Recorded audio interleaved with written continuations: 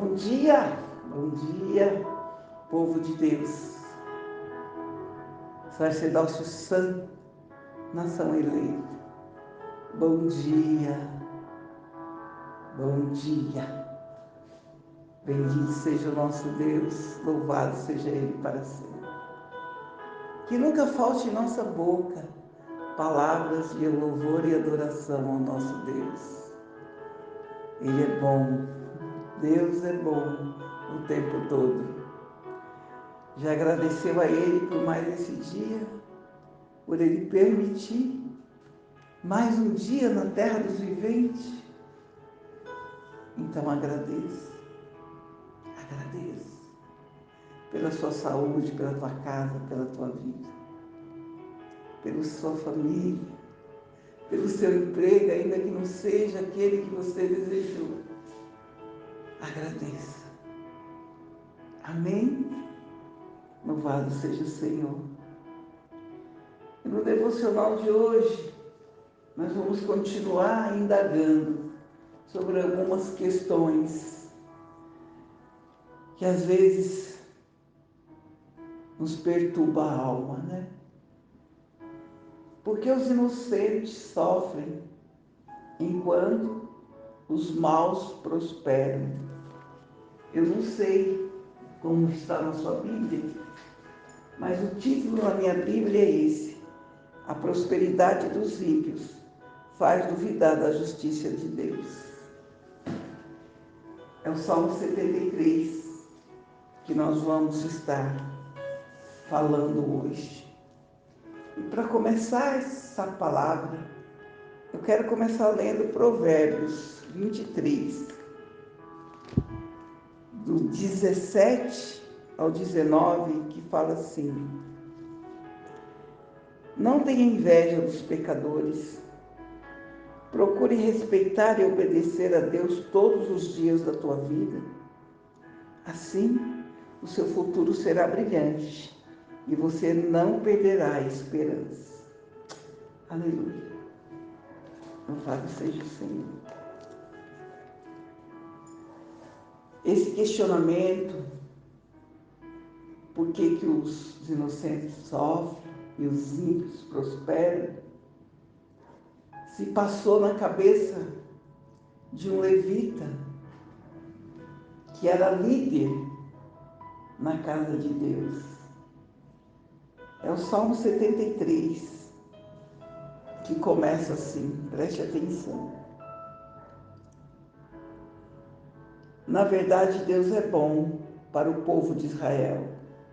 Ele é bom para aqueles que têm um coração puro. Porém, quando vi que tudo ia bem para os orgulhosos e os maus, eu quase perdi a confiança em Deus, porque eu fiquei com inveja deles. Os maus não sofrem, eles são fortes e cheios de saúde. Eles não sofrem como os outros sofrem, nem têm as aflições que os outros têm. Por isso usam o orgulho como se fosse um colar e a violência como uma capa. O coração deles está cheio de maldade e a mente deles só vive fazendo planos perversos. Eles gostam de caçoar e só falam de coisas más. São orgulhosos e fazem planos para explorar os outros. Falam mal de Deus, que está no céu, e com orgulho dão ordem às pessoas aqui na terra.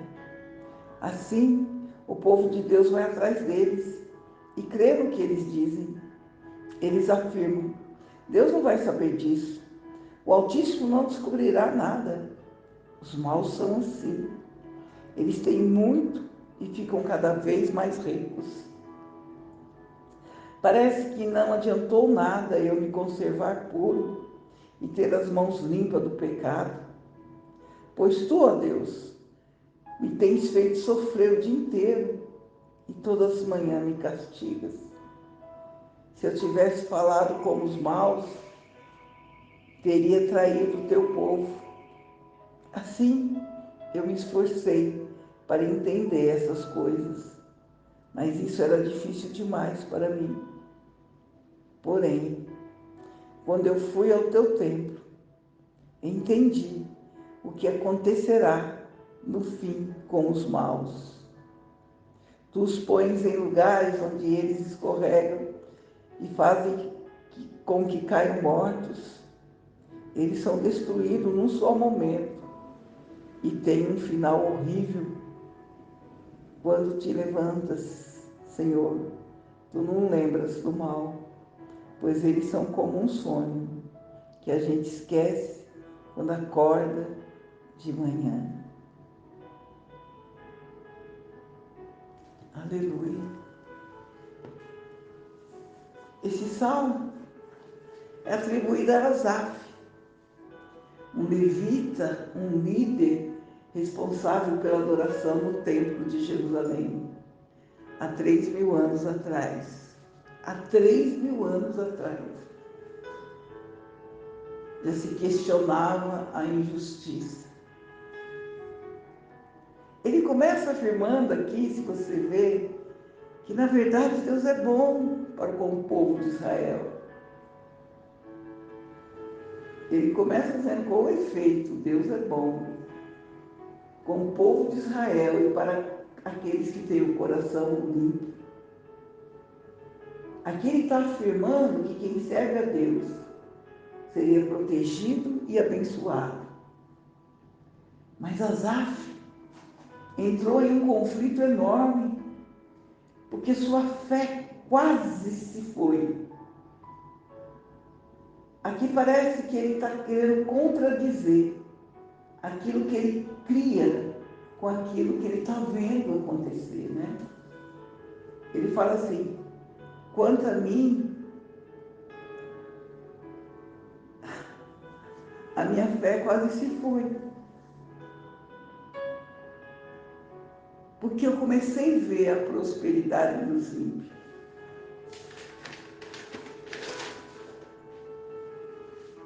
E eu comecei a invejá-los.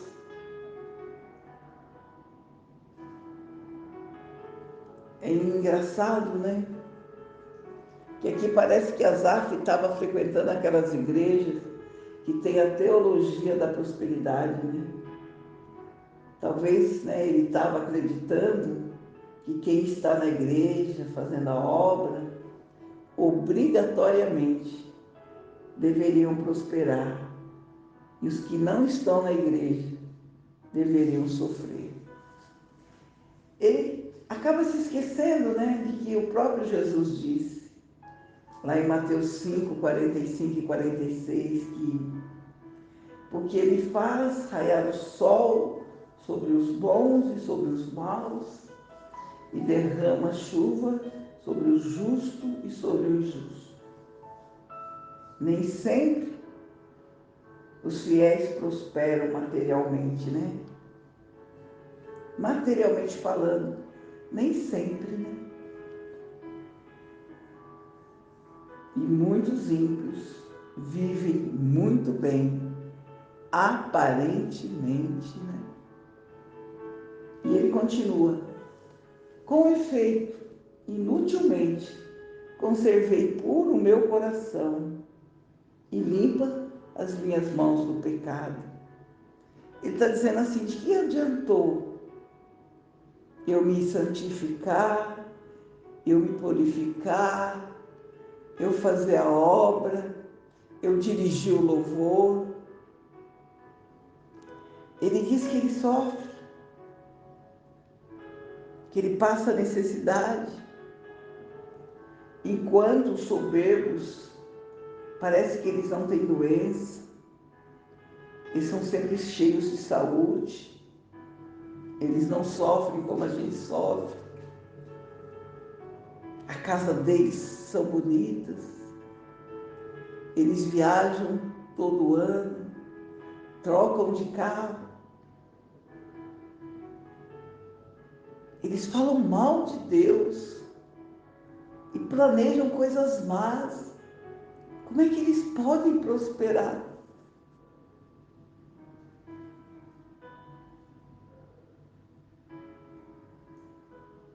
Ele entra em crise. como o profeta Jeremias, né? Como assim, Senhor? Eu, seu profeta, padeço necessidade, fome, enquanto os outros prosperam. De que me adianta ser seu profeta?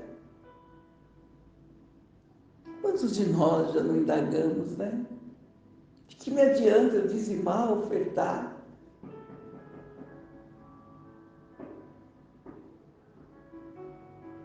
Aparentemente, parece que você não prosperou. Parece que você não enriqueceu. Mas de que vale a riqueza, o poder, se você não tem esse Deus? De que vale? Quem te garante que a casa bonita é um lar? Quem te garante que a cama luxuosa traz o sono dos justos? Quem te garante que ter um plano de saúde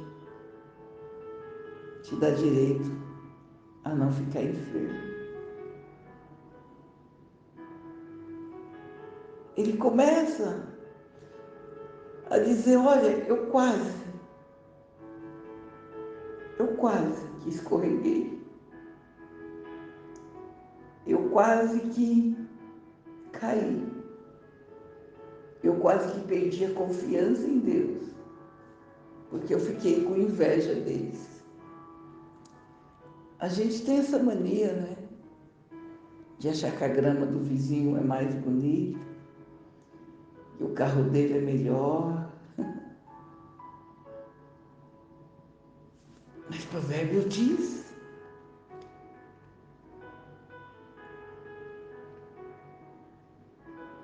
não tem inveja dos pecadores. Procura obedecer e respeitar a Deus todos os dias da tua vida, porque o seu futuro será brilhante e você não perderá a esperança. Mas chega uma hora que Asaf finalmente entra no santuário e ele percebe a diferença entre ele e o ímpio que prospera. Ele fala, de que adianta servir a Deus se os inocentes sofrem e os maus prosperam? E Asaf, é interessante que ele escreveu esse salmo só depois que ele resolveu todas essas dúvidas. Sabe por quê? Ele disse que se tivesse falado durante a sua crise de fé, que todos nós estamos sujeitos a passar, ele teria levado outras pessoas a abandonar o Senhor. Aqui, no versículo 15, ele fala assim, se tivesse falado como os maus, eu teria traído o teu povo. Asaf, como líder do louvor, ele tinha consciência que se ele demonstrasse fraqueza, se ele caísse na fé, ele arrastaria muita gente com ele. Asaf tinha humildade para reconhecer as suas próprias limitações. No versículo 16 ele fala assim, então eu me esforcei para entender essas coisas, mas isso era difícil demais para mim. Ele teve o bom senso para buscar a resposta de Deus antes de falar. Aí no verso 17 ao 22 vai falar assim, porém, quando eu fui ao seu templo, eu entendi o que acontecerá no fim com os maus. Tu os pões em lugares onde eles escorregam e os fazes cair como morto. Eles serão destruídos num momento e tem um fim horrível quando te levantas, Senhor. Tu não lembrarás do mal, dos maus, pois eles são como um sonho que a gente esquece quando acorda de manhã. O meu coração estava cheio de amargura e eu fiquei revoltado. Eu não podia compreender, ó Deus. Era como um animal sem entendimento. Ele não estava entendendo qual seria a vantagem de se manter puro, as mãos sem sangue. Ele não estava entendendo que a recompensa dele não estava aqui. Ele aprendeu de Deus que a justiça divina, ela não é imediata, mas ela é certa. Muitos ímpios prosperam e muitos inocentes sofrem nessa vida. Mas os dois grupos estão caminhando para destinos opostos. Quando olhar para o fim deles, não há motivo de invejar os arrogantes e os rebeldes. Asaf aprendeu o que nós precisamos aprender. A noção da recompensa imediata e da prosperidade garantida nessa vida para os servos de Deus é um perverso engano, ensinado por falsos profetas que procuram muitas vezes o seu próprio lucro. Mas as injustiças nessa vida não negam a justiça divina. Deus está vendo e vai julgar. 2 Coríntios 5,10 diz assim: porque importa que todos nós comparecemos diante do tribunal de Cristo, para que cada um receba segundo o bem ou o mal que tiver feito por meio do corpo.